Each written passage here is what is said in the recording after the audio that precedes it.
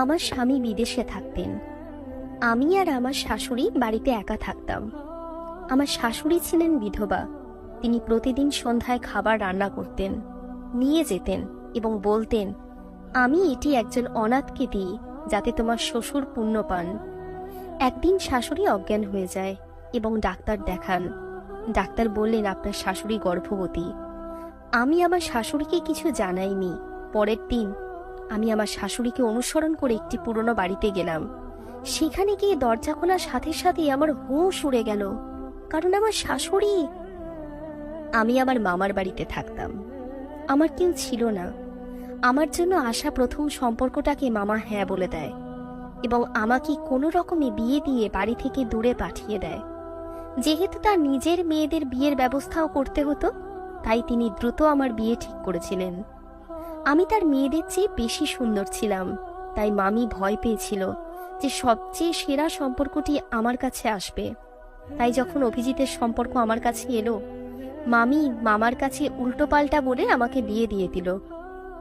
কিন্তু আমি ভাগ্যবান যে আমি এত ভালো স্বামী পেয়েছি।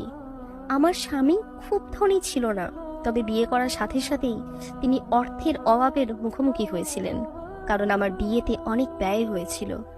আমার স্বামী ভালোভাবে বিয়ে করার জন্য অনেক ঋণ নিয়েছিলেন, তাই তাকে সেই ঋণ শোধ করার জন্য বিদেশে যেতে হয়েছিল, যাতে তিনি কিছু টাকা উপার্জন করে নিয়ে আসতে পারেন।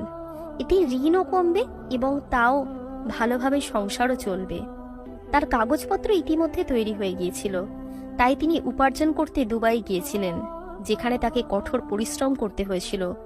আমার বিয়ের মাত্র 2 মাস হয়েছে, যেখানে আমার স্বামী দেশ ছেড়ে চলে গেছেন এবং আমি খুব দুঃখিত বোধ করছিলাম। আমি আমার স্বামীর সঙ্গে খুব বেশি সময় কাটানোর সময় পাইনি। অভিজিৎ আমাকে বলেছিল যে আমি শীঘ্রই ফিরে আসব, একটু ধৈর্য ধরুন। টাকার সমস্যা অনেক বেশি, শুধু বিয়ে নয়, আমি নিজের বাড়ি বানানোরও চেষ্টা করছি, কারণ এই মুহূর্তে আমরা ভাড়া বাড়িতে থাকি। আপনি কি চান না যে আমাদের নিজস্ব বাড়ি থাকুক? এই ধরনের কথা বলে অভিজিৎ আমার দুঃখ দূর করার চেষ্টা করেছিল, কারণ তার চলে যাওয়ার খবর শুনে আমি অনেক দিন থেকে বিষণ্ণ ছিলাম।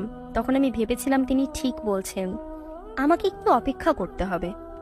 এরপরে যখন আমাদের আর্থিক পরিস্থিতি ঠিক হবে, তখন আমরা একটি সুখী জীবন শুরু করব। আমি আমার স্বামীকে দেশের বাইরে পাঠিয়ে দিই, আর আমি এবং আমার শাশুড়ি এই বাড়িতেই রয়ে যাই। এই অল্প সময়ের মধ্যে আমার আর আমার শাশুড়ির সাথে খুব বেশি কথা হয়নি।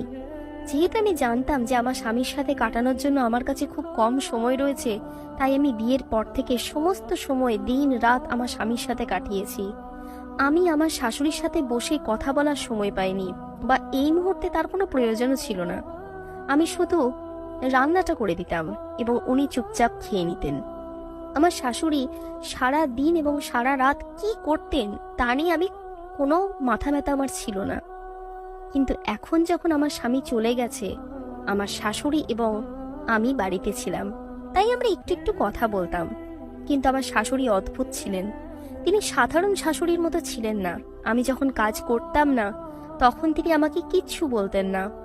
তিনি চুপচাপ কাজটি নিজেই করে নিতেন। আমি যদি ঘুম থেকে উঠতে দেরি করতাম, সে সকালে জলখাবার বানিয়ে দিত। তারপর আমি আমার নোংরা কাপড় ধোয়া শুরু করতাম। এই সমস্ত বিষয় আমাকে খুশি করেনি, বরং রাগ হতে শুরু করেছিল। একদিন আমি ওনাকে বললাম যে, আপনি এলাকার লোকেদের কি বলতে